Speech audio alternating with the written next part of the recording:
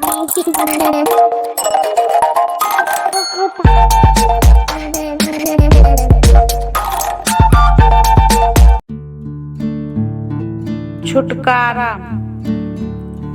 पूनम, मैं तुमसे 1000 बार कह चुका हूँ कि मुझे नई गाड़ी खरीदनी है और जिसके लिए तुम अपने पापा से मुझे रुपए लाकर दोगी। प्रशांत घर में चीख चिल्लाहट मचाए हुए था।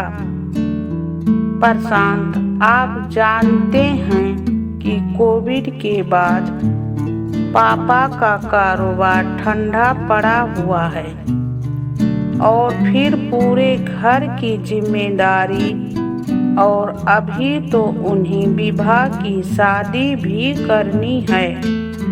ऐसे में मैं बार बार उनसे रुपए नहीं मांग सकती।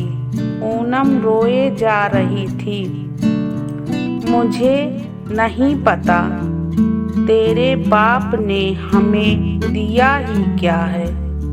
मुझे रुपए चाहिए तो चाहिए, और अब मैं कुछ नहीं सुनना चाहता।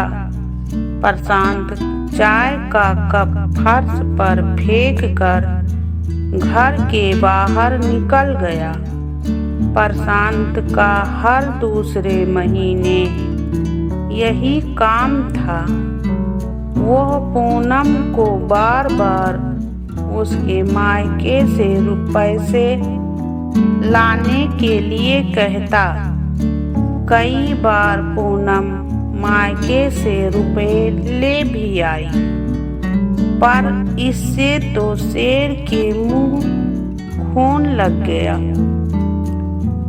पहले तो प्रशांत कभी प्यार से तो कभी रूठ कर पैसे मंगवा लेता था, पर अब तो वो मारपीट तोड़ फोड़ पर उतरने लगा था।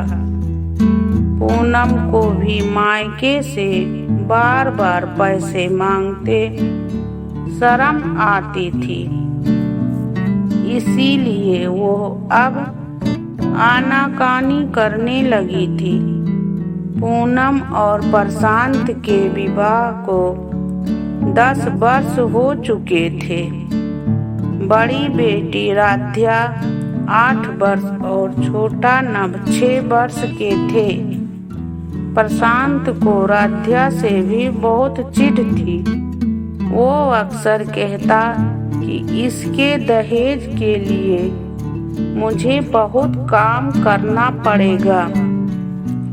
मनहूस है ये, इसे तो मर ही जाना चाहिए। राध्या भी प्रशांत से डरी डरी रहती। प्रशांत तो घर से बाहर निकल गया, पर पूनम सफाई करते करते सोचती रही कि अभी तो शाम को फिर तूफान आएगा। इसी भय में पूरा दिन निकल गया। शाम को प्रशांत घर आया तो बड़ा खुश था। आते ही उसने पूनम से कहा, सुनो, मैं सोच रहा था कि बच्चों की छुट्टियां चल रही हैं, तो क्यों ना कहीं घूमने चले। वैसे भी आज तक मैं तुम्हें कहीं घुमाने लेकर नहीं गया। तुम तैयारी कर लो, तब तक मैं बाजार से कुछ खाने पीने का सामान ले आता हूँ। कहकर प्रशांत बाहर की ओर निकल गया। पूनम आश्चर्य में पड़ गई। पहले तो प्रशांत के बदले व्यवहार को समझ नहीं पाई, पर फिर अपने ख्यालों को झटक कर तैयारी में लग गई। अगली सुबह बस के रास्ते पूनम और प्रशांत अपने बच्चों के साथ नैनीताल की यात्रा के लिए चल दिए। हंसते मुस्कुराते सब सफर का मजा ले रहे थे। आधे रास्ते पहुंचकर जब सब एक स्थानीय होटल पर 1 घंटे के लिए रुकी और थकान उतारने के बाद जब बस पुनः चली तो प्रशांत और नभ बस में चढ़ चुके थे और बस चल पड़ी। पूनम ने बस को चलते देख आवाज लगाई तो बस ड्राइवर ने बस रोक दी। पूनम और राधा भागकर बस में चढ़ी। अभी वो दोनों बस के पायदान पर ही खड़े थे कि बस चल पड़ी। अचानक से 2 शक्तिशाली हाथों ने पूनम और आद्या को धक्का दिया और वो दोनों बस से गिर पड़ी। दोनों के गिरते ही यात्रियों ने शोर मचाना शुरू कर दिया।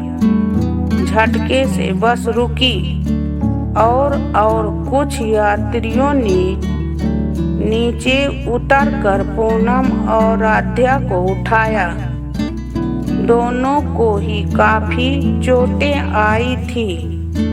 कुछ यात्रियों ने प्रशांत के मुश्कें बांध दी थी क्योंकि उन्होंने प्रशांत को आद्या और पूनम को धक्का देते हुए देख लिया था।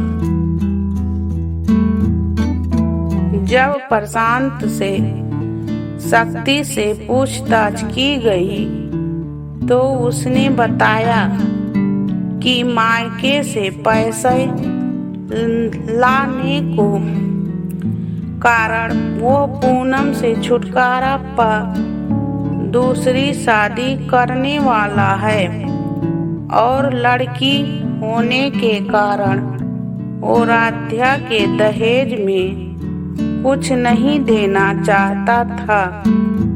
इसीलिए उसने यात्रा के बहाने माँ बेटी से छुटकारा पाने की योजना बनाई थी।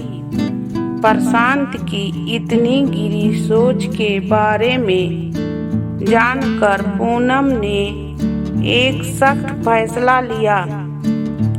प्रशांत, तुम्हें मुझसे छुटकारा चाहिए ना?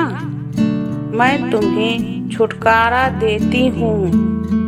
मेरे दोनों बच्चे मेरे साथ रहेंगे और जल्द ही तुम्हें अदालत से सम्मन आएगा।